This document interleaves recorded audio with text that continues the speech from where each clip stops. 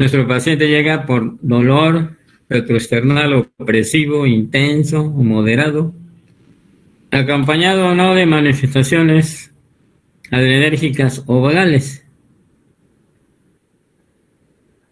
Y lo interrogo y llego al diagnóstico de síndrome coronario agudo. Y en los primeros 10 minutos desde que llegó, le tomo un electrocardiograma. Y si está elevado el segmento ST, hago el diagnóstico de infarto del miocardio con elevación del segmento ST. Quiere decir que en 10 minutos ya hice el diagnóstico.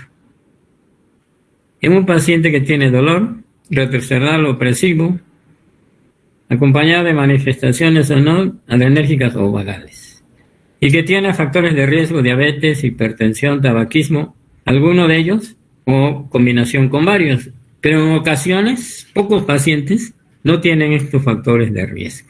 Sin embargo, está elevado el segmento ST, quiere decir que la causa más frecuente es un ateroma que es vulnerable, que se fisuró, se fracturó y se formó un coágulo y obstruye toda la arteria coronaria. Y se inicia una necrosis, lesión o isquemia, y 12 horas después de transcurrido ese tiempo, toda la zona de miocardio que se iba a necrosar ya se necrosó. Por lo tanto, si reperfundimos la arteria, es decir, si la destapamos, sobre todo en las primeras 4 o 6 horas, evitamos que se siga necrosando. Es decir, por eso el miocardio, tiempo es miocardio, necesitamos destaparlo lo más pronto posible. Por eso cualquier paciente que llegue con nosotros y tiene dolor retroesternal opresivo, nuestra obligación es tomarle un electrocardiograma. Y si no lo tenemos, mandarlo inmediatamente. Inmediatamente es decirle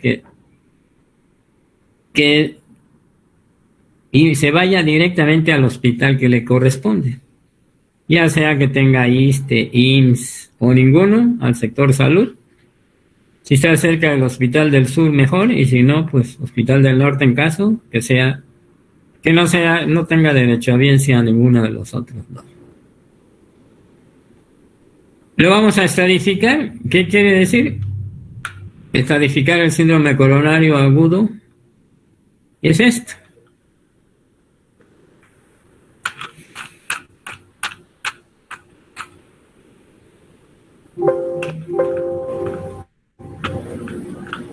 ¿A dónde me quedé?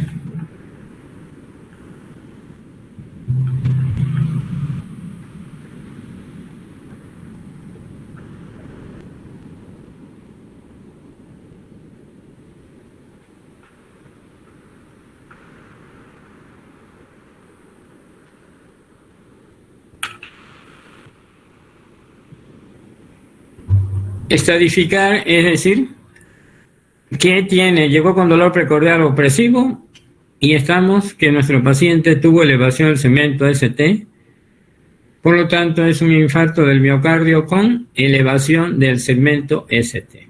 Aquí estamos. Llega con nosotros y tiene este electro, por ejemplo.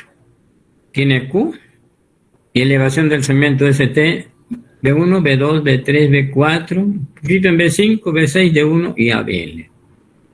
¿Cuánto debemos estar elevados? Ya dijimos, 1 milímetro o más en cualquier derivación, menos en B2, B3, que se acepta que debe estar más de 2.5.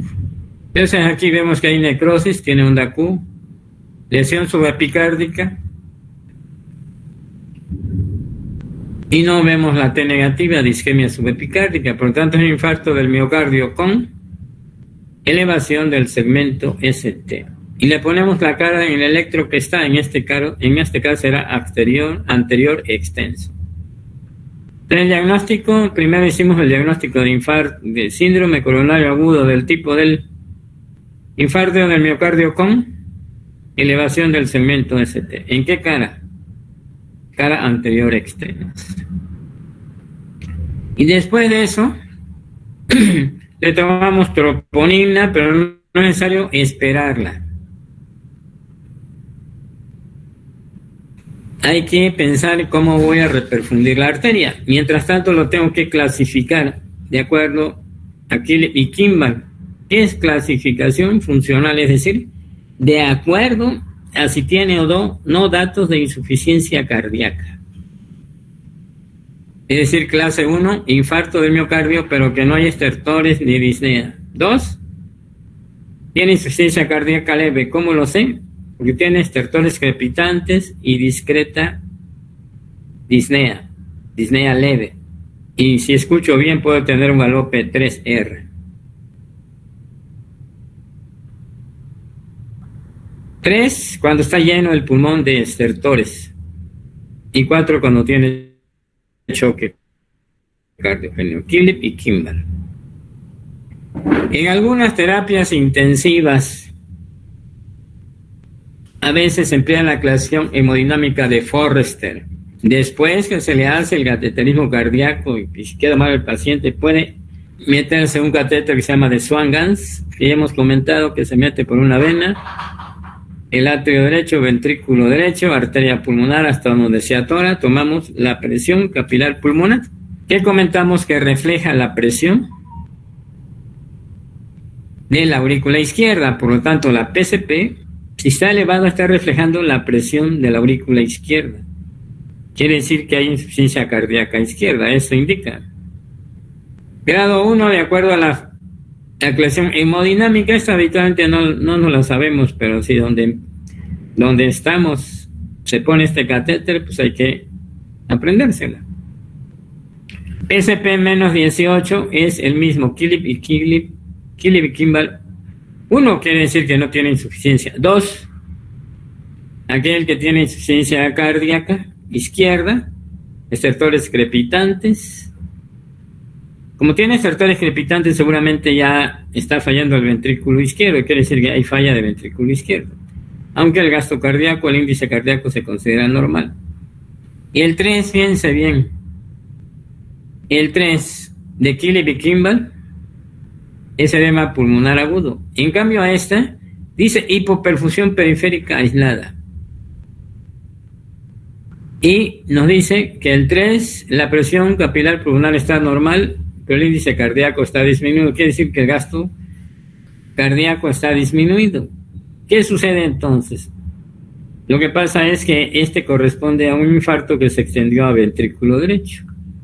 Y en cambio Killip y Kimball no lo tiene, porque esto dice, Killip y Kimball dice edema pulmonar agudo y después choque cardiogénico.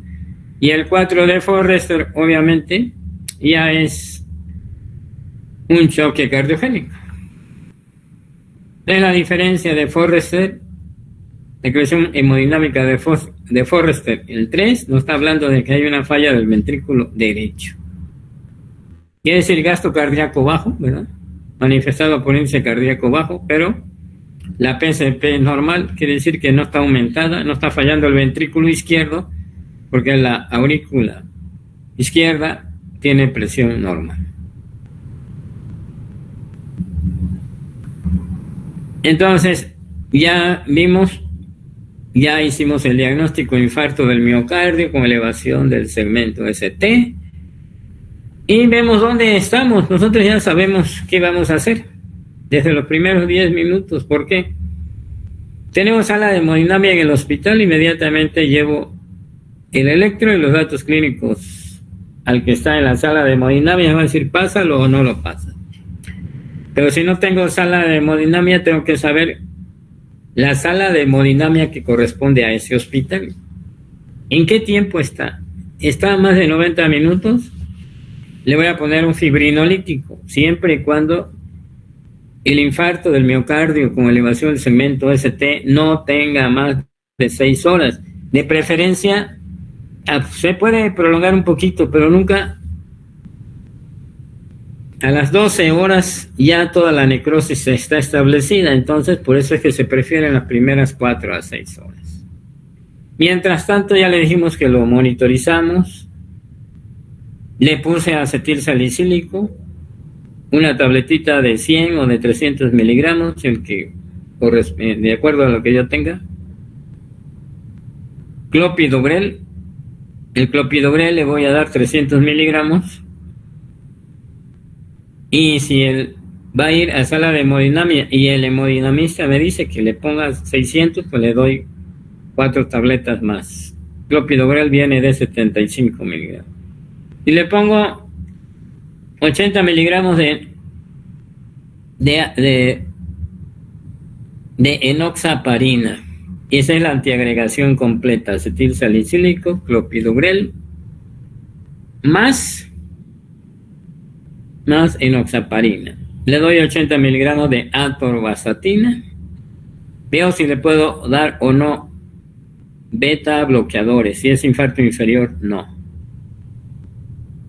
Y lo demás va a depender de cómo está mi paciente. Nitratos, sí, siempre y cuando la presión arterial esté arriba de 90-60 y no sea un infarto inferior. ¿Le puedo poner un analgésico? Sí. Vamos a suponer que la sala de hemodinamia donde estoy yo está más de 90 minutos, entonces tengo que reperfundir la arteria con un medicamento que le llamamos fibrinolítico y anteriormente le llamamos trombolisis. Trombolisis o fibrinolisis es lo mismo. ¿En quiénes la única indicación de infarto del miocardio que se aplica un trombolítico o fibrinolítico es un infarto del miocardio con elevación del segmento ST que tenga menos de 12 horas de evolución, de preferencia en las primeras 6 horas? Después ya no. ¿Cuál es el que empleamos? Tecneteplase, le decimos TNK. ¿Cuánto pesa? Es lo que le aplicamos, no tenemos que aprender nada. La misma cajita dice, si pesa tanto, ponle tanto. Si no tenemos tecneteplase, pero hay activador tisular del plasminógeno, se lo aplicamos. Y obviamente ahorita van a decir cómo se lo aplicamos. ¿Cuál es mejor de los dos? El mejor, si tengo los dos, es el tecneteplase. Pero en ocasiones solo tenemos activador tisular del plasminógeno, que es el alteplase. Le aplicamos ese medicamento, entonces decimos, el mejor es el que se tenga en ese momento. Porque si me dicen, no tengo, doctor, tecneteplase, solo alteplase, se lo ponemos. Porque mientras lo consiguen ya pasó el tiempo y el sector salud es peor. Si no lo tenemos y el paciente lo va a comprar, vale como entre 12 y 15 mil pesos o más. Cualquiera de los dos, por lo tanto, el que se tenga es bueno. Cualquiera de los dos fibrinolíticos es bueno. ¿Qué hace? En los trombolíticos lisan la fibrina y por lo tanto, si hay un sitio que pueda sangrar, sangra. Por lo tanto, antes de aplicarlo, y obviamente ya a mi paciente yo ya le pregunté si había alguna contraindicación.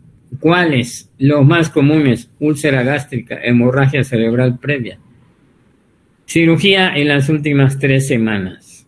Si la presión está alta, primero la bajo y después ya le puedo poner el fibrinolítico. Con presión alta, no. RCP que tenga más de 10 minutos, no. Tenga menos, sí. Quiere decir que ya pregunté en el interrogatorio todos los factores de riesgo de sangrado. ¿Cómo puedo saber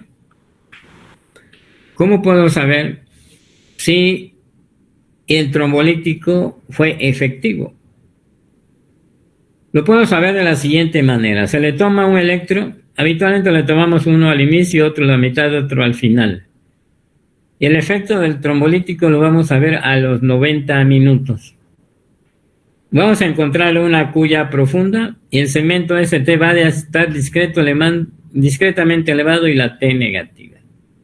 Y durante la perfusión puede haber arritmias ventriculares que ceden con medicamentos o espontáneamente.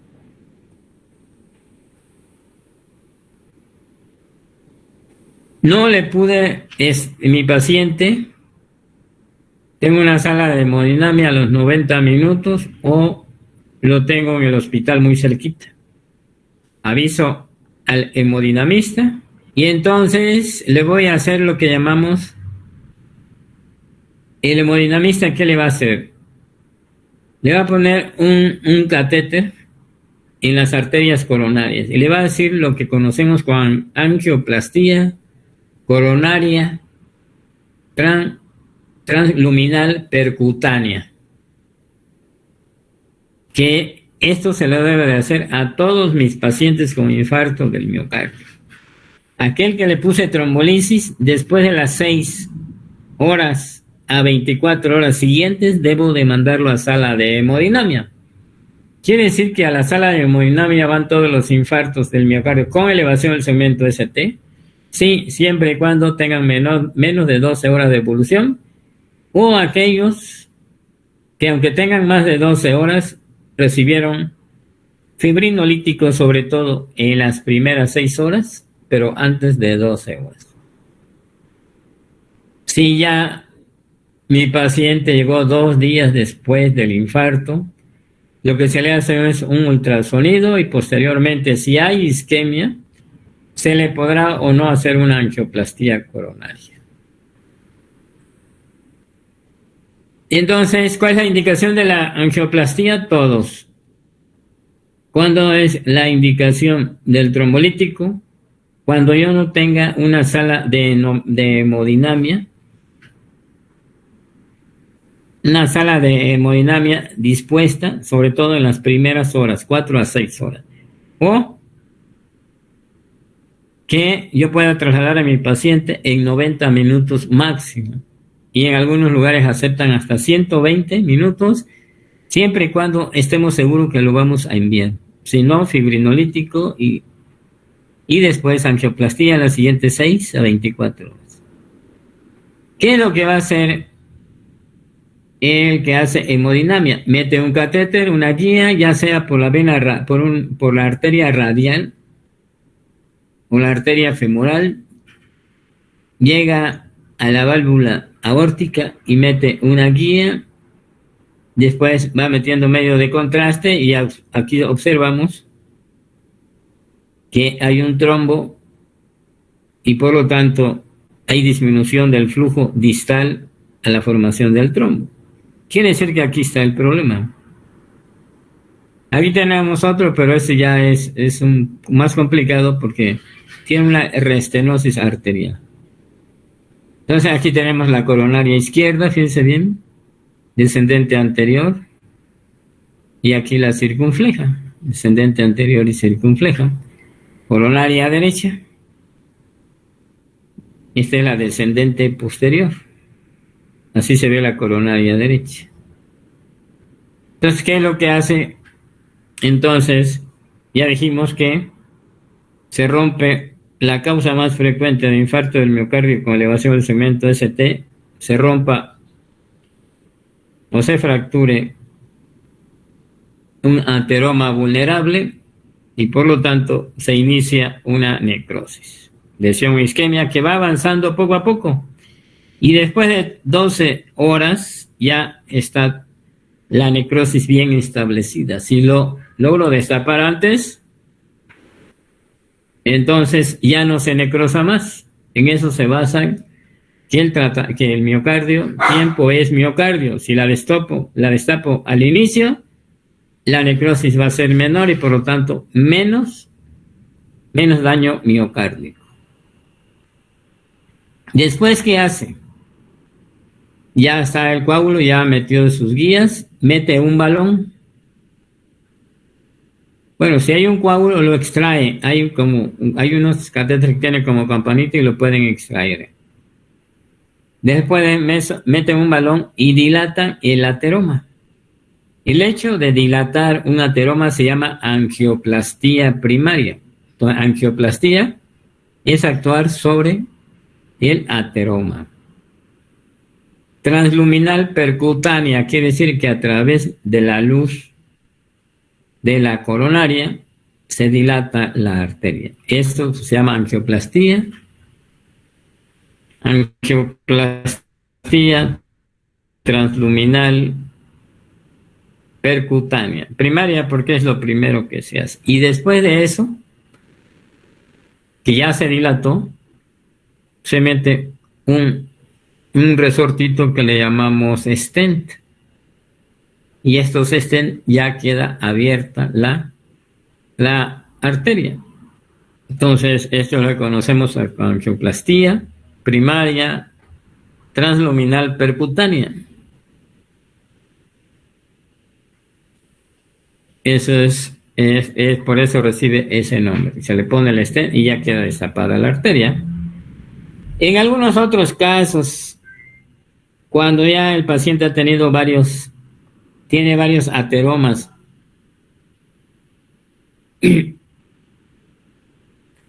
y no es posible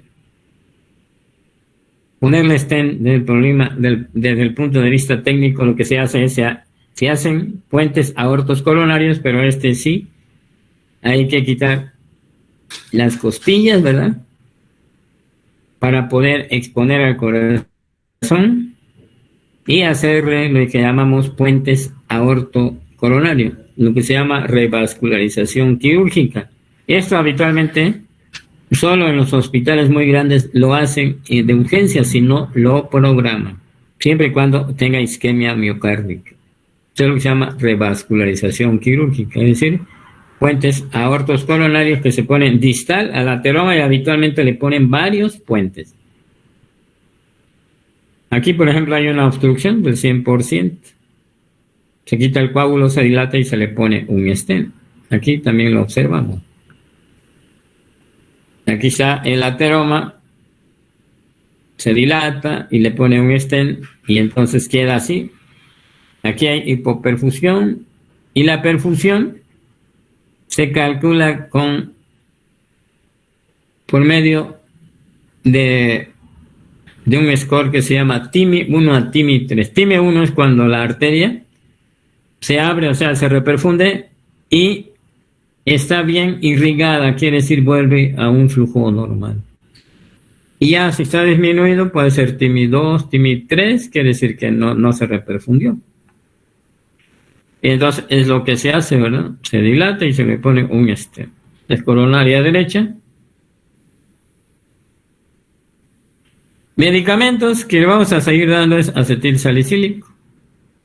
100 miligramos diarios, o en el sector salud le damos 150, media tabletita de 300. Clopidogrel, una tableta diaria. Vemos si podemos dar no o beta bloqueadores. Podemos dar vasodilatadores sí o no, siempre haya dolor o no. Y estatinas, ¿cuánto? 80 miligramos diarios, cuando menos, por 3 meses. No importa el colesterol que tenga. Obviamente, por lo tanto, decimos que en la fase aguda del miocardio lo más importante es reperfundir la arteria directamente, ya sea con mandarlo a la sala de hemodinamia para que le haga angioplastía transluminal percutánea, monitorizar al paciente, medicamentos antiagregación plaquetaria, azaclopidogrel, enoxaparina, estatinas 80 miligramos diarios y veremos si le podemos dar IECAS o beta bloqueadores. No se da antiarrítmicos como profilaxis, como anteriormente se daba. Lidocaína ya no se emplea. Obviamente va a depender del tiempo de evolución, el daño miocárdico, y todo depende de eso, cómo va a quedar mi paciente. Aquel paciente que tiene por primera vez un infarto del miocardio, llega en las primeras 4 a 6 horas. Entre más pronto llegue, el daño miocárdico es menor, y por lo tanto, habitualmente después del trombolítico o del estudio hemodinámico, muchos pacientes me dicen: doctor, ya me quiero ir porque ya no tengo dolor. Quiere decir que desde el punto de vista clínico es impresionante cómo lo ve uno cuando llega con trombolítico después de 90 minutos y con la sala de hemodinamia cuando salen de ella. Y todo, ¿cómo quedó mi paciente? Pues puede quedar con insuficiencia cardíaca o no, depende si primero es infarto, a qué hora llegó al hospital, a qué hora se destapó la arteria, etcétera. Estatinas que vamos a dar ya actualmente. Todos los pacientes que llegan con nosotros con infarto del miocardio con elevación o sin elevación del segmento ST, le damos 80 miligramos de atorvastatina o su equivalente. 80, primero 3 meses y después ya veremos cómo está el LDL para poder dar la dosis. Y lo ideal es que el LDL después de un infarto tenga 55 o menos de LDL, colesterol de baja densidad. Ahora vamos a ver algunas complicaciones del infarto. Las complicaciones del infarto son, por ejemplo, arritmias ventriculares, que para eso tenemos que saber el ACLS. Y ahí nos dicen qué le vamos a dar en cada caso. Cuando vemos y aplicamos trombolítico, vemos un ritmo idioventricular acelerado, significa signo de reperfusión, pero no tiene mal pronóstico. Entonces, la arritmia va a depender de qué arritmia tiene y nos apegaciones mecánicas. Vamos a ver otras complicaciones mecánicas que habitualmente son poco frecuentes. Fíjense, el 2 o el 3% de los infartos pueden tener complicaciones mecánicas. Aquí depende para poderlas detectar en dónde estamos. Si estamos en una sala que llamamos, hay salas donde tratan puros enfermos coronarios, es decir, una terapia coronaria, donde hay de todo, por ejemplo, los grandes centros médicos, el Instituto Nacional de Cardiología, por ejemplo, o el Centro Médico La Raza, o aquí en Puebla no, habitualmente no tenemos todo eso. Es decir, donde tenemos cardiólogos todos los turnos, donde le puede hacer un eco en cualquier momento y una terapia intensiva con vigilancia estrecha de todos nuestros pacientes. Aquí sí tenemos terapias intensivas, los vigilamos, pero lo más importante para nosotros es llevar la sala de hemodinamia. Y en ocasiones una ruptura cardíaca se nos puede pasar desapercibido. Un paciente que de repente se pone grave y de repente tiene paro cardiorrespiratorio y muerte del paciente. Quiere decir que son complicaciones graves. Pero ¿cómo podemos sospecharlas? Hacerle un eco para determinarlo y llevarlo a cateterismo, a cirugía cardíaca inmediatamente. Vamos a verlo.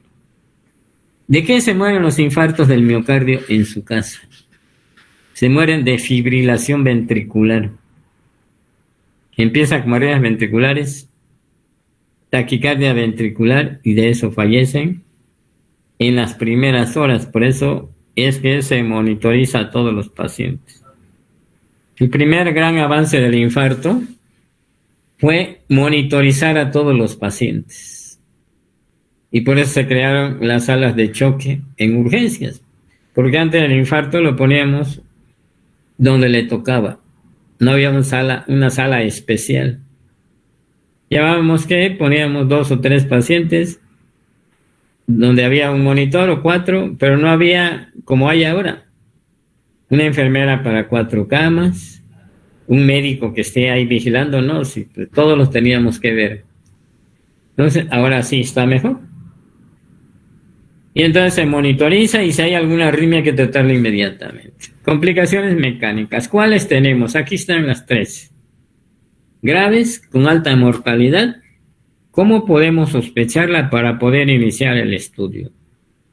1, siempre empezamos con la ruptura ventricular. Si se rompe la pared ventricular, es lógico que toda la sangre va a pasar al pericardio y va a haber un tamponamiento cardíaco. Otra,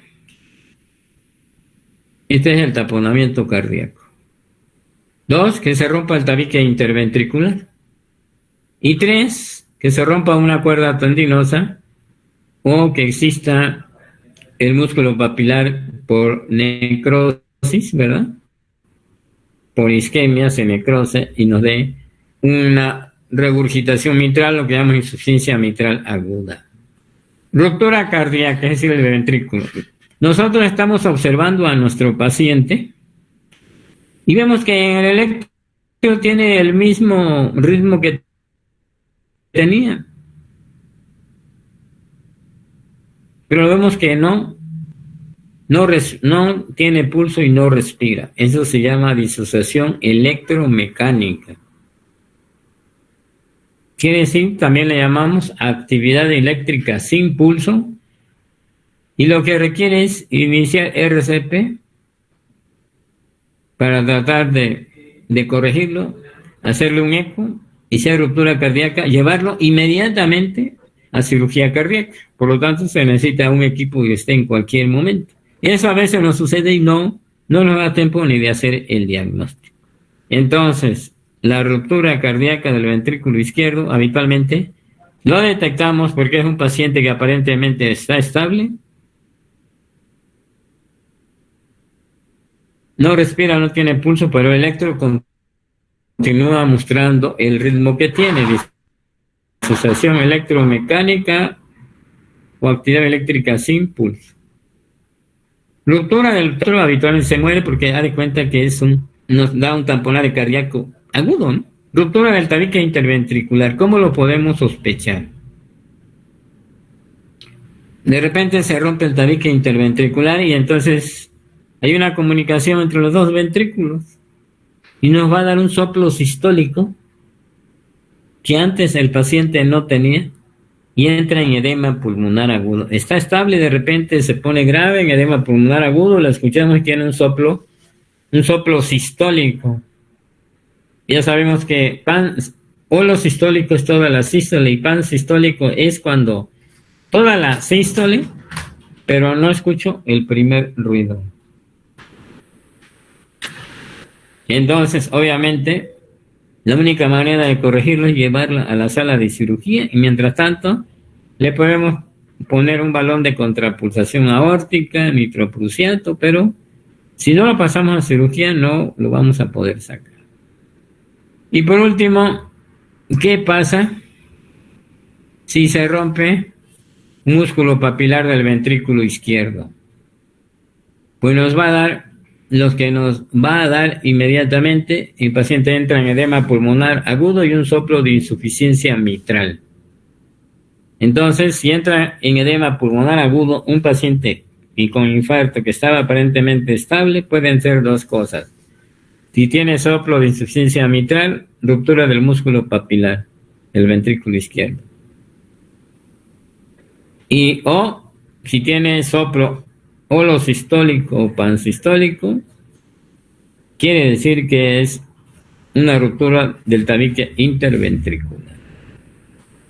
Y actividad eléctrica sin pulso en forma brusca en un paciente con infarto, ruptura cardíaca con alta mortalidad de los tres, pero que tiene mayor, si no contamos con cirugía y aunque lo contemos, es la ruptura ventricular.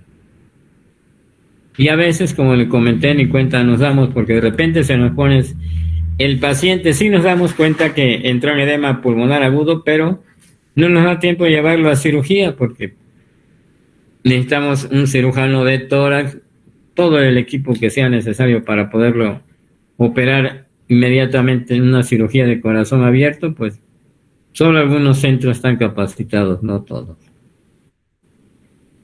Y lo pasamos a algo más tranquilo, aneurisma ventricular. ¿Qué es un aneurisma ventricular? Pues es una zona cicatrizal en que se dilata, ¿verdad?, parte del ventrículo izquierdo. ¿Cómo la podemos sospechar nosotros? Fíjense lo que nos dice el Guadalajara y todos los libros. En el electrocardiograma podemos sospechar que mi paciente quedó con un aneurisma ventricular cuando existe elevación persistente del segmento ST después de un mes de ocurrido el infarto. Todos sabemos que el infarto del miocardio en las primeras horas, la Q es pequeñita, gran elevación del segmento ST. Después de 12 horas encontramos una Q profunda, poca elevación del segmento ST y T negativa.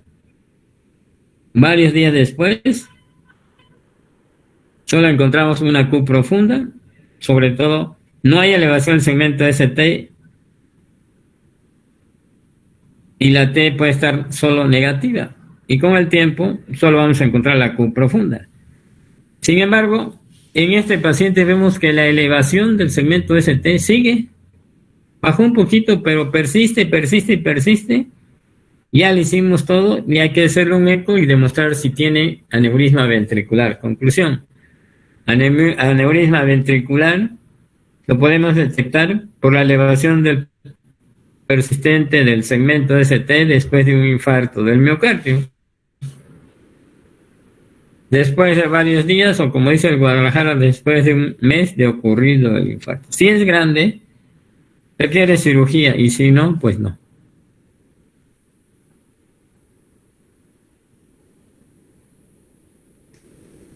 Bueno, esto ya lo vimos. Otra complicación del infarto del miocardio. Dijimos que los infartos inferiores pueden extenderse a la cara posterior o al ventrículo derecho. Pues al final de cuentas, un infarto inferior es oclusión de la arteria coronaria derecha. Si ese coágulo avanza más sobre la porción proximal de la coronaria derecha, puede extenderse al ventrículo derecho. Y fíjense que no es tan raro. Aquí dice que aparece en los infartos inferiores en el 30% de los casos. Quiere decir que un infarto inferior hay que pensar que puede tener o no infarto del ventrículo derecho. Clínicamente es un paciente que está estable y de repente tiene hipotensión, ingurgitación yugular, y lo escuchamos el pulmón y no tiene estertores. Esta es la tríada cuando encontramos un infarto inferior que tiene hipotensión, ingurgitación yugular y no hay estertores. Debemos de pensar que tiene infarto del ventrículo derecho, extensión a ventrículo derecho, un infarto inferior que se extendió a ventrículo derecho. En el electro, siempre en todos los infartos inferiores tomamos derivaciones posteriores y B3 y B4 derecho. Sitio de colocación del electrodo del lado derecho, pero en el mismo que se coloca a nivel del izquierdo. El izquierdo ya sabemos que B4 lo colocamos en línea medio, clavicular, quinto espacio. Pues así lo vamos a poner. Y entre el que correspondería el 2 y el 4 ponemos el 3. Y aquí el tratamiento es optimizar precarga, es decir, se le pone carga de líquidos, pero no crean que le ponemos tanto. Le vamos a poniendo hemacel o algún expansor del plasma de 100 mililitros en 100 y habitualmente con 500 el paciente se sube un poquito la presión, si saben 80-40, con que llega a 90-60 es suficiente. Entonces el infarto del ventrículo derecho se trata optimizando la precarga, es decir, administrando líquido. Y en estos casos podemos poner o no apoyo inotrópico, si es necesario, sí. Algunos pacientes, sobre todo los que no se le hace cateterismo cardíaco. ¿Por qué? Porque llegaron después de 12 horas de evolución. O tampoco se le pudo poner trombolisis en las primeras horas porque no llegó, por ejemplo.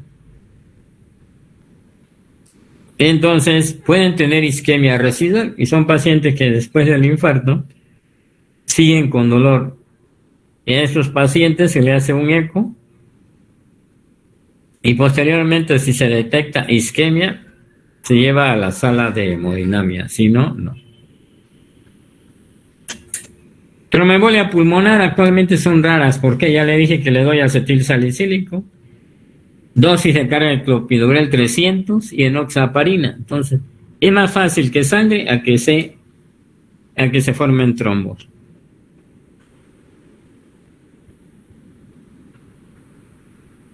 Por último, mañana vamos a continuar con complicaciones del pericardio para no ir corriendo. Mañana terminamos síndrome coronario, cardiopatía isquémica. Así que si tienen alguna pregunta, ahorita o mañana, la contestaremos sobre cardiopatía isquémica, que debemos de saber nosotros qué hacer. ¿Qué hacer? Pues lo más importante, si no tenemos electro, si tenemos electro, tomarlo inmediatamente, 10 minutos de que llegue. Estado elevado el segmento ST, directamente a la sala de hemodinamia. No se puede, porque no contamos, o más de 90 minutos. Un fibrinolítico. No tengo el fibrinolítico, pues desde que llegó le tomo el electro y lo envío. No hay más. Si tengo todo trombolítico, pero si tengo trombolítico de sala de hemodinamia, primero es sala de hemodinamia. Y si no es posible, entonces trombolítico. ¿Qué hacemos en el norte? Ya hemos optado por la siguiente. Como sabemos que mandarlo de ahí para allá puede tardar tiempo, le avisamos directamente al jefe y el jefe le manda el electro ahí por el celular al hemodinamista que está en el hospital del sur. Siempre y cuando ya pregunté si tengo una ambulancia, porque el hemodinamista le puede decir sí, pero no tengo ambulancia hasta dentro de 2-3 horas, entonces mejor trombolítico. Ya le aviso a la sala de hemodinamia que le puse trombolítico, me va a dar cita después de 6 a 24 horas después, habitualmente al otro día. Y ya le va a hacer el estudio de angioplastía transluminal percutánea, pero ya destapé la arteria. Lo importante es tapar la arteria ¿en qué momento destapo la arteria? Después que yo haga el diagnóstico. ¿Cuándo? 10 minutos después de que llegó. Está elevado el segmento ST. No está contraindicado el fibrinolítico, hay que aplicarlo ya. Lo importante es tener en cuenta que paciente que llega con dolor retroesternal opresivo, el electro debe de ser lo más pronto que podamos. Y lo ideal es los primeros 10 minutos. Y si está elevado el segmento ST, fibrinolítico o sala de hemodinamia. Con los medicamentos que ya le dije, es rutina anotarle eso. Bueno, pues mañana nos vemos por si hay alguna pregunta. Y todavía nos falta un poquitito más de cardiopatía isquémica, que ya casi no. Mañana terminamos. Sí, gracias. Sí. Nos vemos. Hasta mañana. Hasta luego. Hasta mañana, Doc. Hasta mañana.